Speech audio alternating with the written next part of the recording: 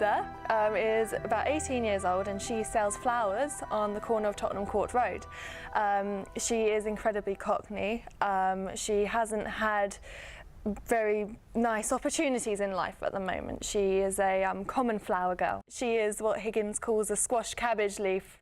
I play Professor Henry Higgins. He would want you to use his correct title, and he is a professor of phonetics, so his business is the science of speech, and he's pretty single-minded about it. That is his absolute obsession. She's very hot-headed and feisty, very aware of her morals and her rights, and very aware of herself. But I guess she's just been waiting for some sort of path that will enable her to really sort of show the strength that is within her. And she's always been held back because of her class and the opportunities that she's had so far in life. But she's an absolute joy to play. So when he comes across a flower seller in Covent Garden who has a particularly interesting Lisson Grove accent, he becomes involved in essentially a bet with his friend to turn her into a duchess, a fine lady. From a feminist view, for women's independence, I mean, you know, it was probably one of the first plays of that era to really showcase this really strong female character who shows this personality through her class and shows this inner strength that can drive her through all of these challenges that she may face.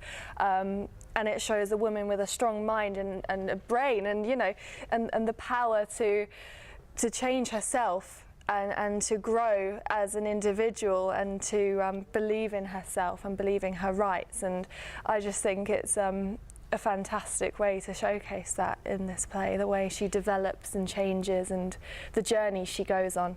Unfortunately, as the story is pretty well known, he doesn't have a huge amount of consideration for her as a human being. He treats her, unfortunately, throughout the majority of the show, more like an object than a human being. I think that changes throughout the course of the show. I won't give anything away as to what happens at the end, although, as I say, it is quite well known.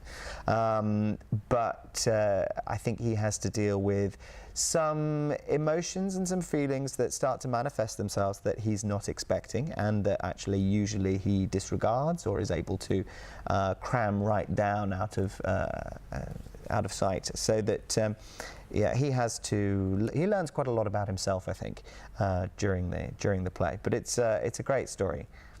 There's a lot of levels, as there is with anyone, but you know, you really see the development of her through the play, from this cockney flower seller to this established lady, and it's lovely. It's a lovely part.